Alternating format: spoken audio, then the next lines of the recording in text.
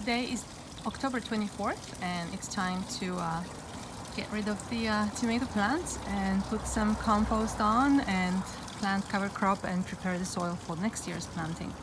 So all these tomatoes need to go.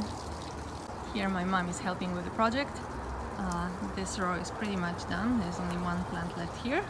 So we'll be ready to put some compost on top. I'm going to the city to get free compost from the Sunnyvale Smart Station. I decided to get as much compost as I could, so my whole trunk is full, as you can see. It's on the tarp. I have my own compost, of course. This is not too good. This was made from the very bottom of the chicken coop, so there's a lot of soil in here, but still it's good enough. This is almost done. I'm just going to spread it, and so this is a layer of my compost from the chicken coop, and on top of that I'm going to put the layer of compost I got from the city. So here's Carl helping load the compost from my trunk, and you can see that the compost is still steaming. That's how hot it was. So here is a layer of city compost on top of my compost, and you can see that it's pitch black. It was also steaming. It's still warm to the touch.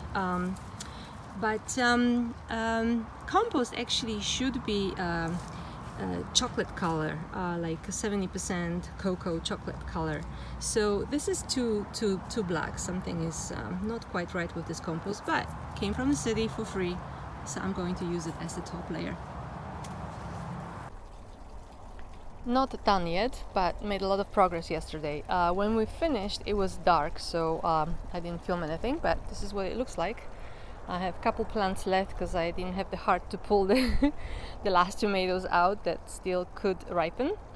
But so these beds are done. I'll show you in a second how much compost there is. Went to the city today and they're out of compost, so that's actually good news. That means people are gardening on big scale, so I'm very happy to hear that, even though there was no compost for me. I want to show you how much compost I applied. So let's see if I can get to the the hard soil. That's about it. So up to here, that much compost. I'm aiming for more or less 4 inches. That would be nice. Carl asked me yesterday why I'm applying all this compost now when I will be planting tomatoes here half a year from now in May. That's a fair question, and I don't really have a good answer. It's an experiment. I'm going to plant cover crop here. I already ordered a mixture of clover seeds, and I think that's going to keep the soil alive and nutrient rich until next year. At least that's the idea. It's an experiment, and we'll see how that works. We'll see in May if any of this compost is still there or rich soil in its place.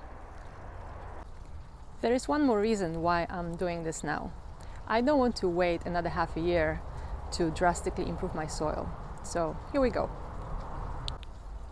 Now ideally I should either plant something right now to cover the soil here as quickly as possible, or I should use row cover to keep the moisture in and nutrients and everything. I do not have a row cover like that, so I do have quite a bit of straw that I usually use for the chickens, so I will try and use straw for the time being. Carbon rich material also keeps the nitrogen locked in the soil, so that should actually work pretty well. I do have my drip line here.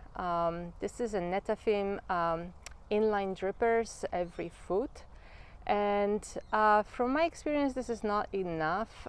It's enough for the tomatoes, but not enough to have the uniform moisture throughout the whole row. So I'm going to put another line here with like mini sprinklers. I need to go to Home Depot and actually get some more of those, and I think that will work much better for the cover crop, for the clovers. So that's what I'm going to do.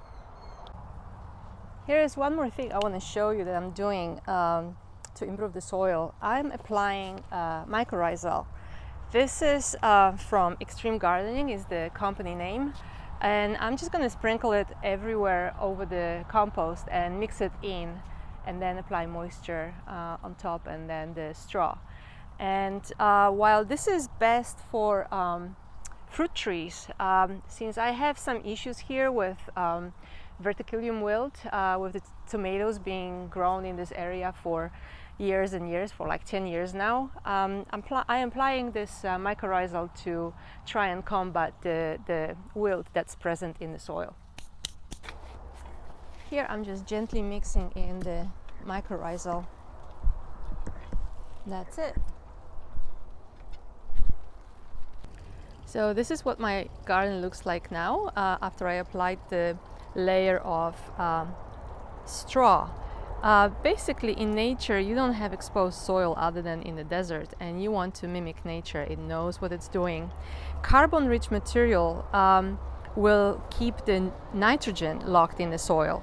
So you can apply straw like here, or wood chips, or you can use a raw cover on top of the bare soil. You want to keep it protected but breathing.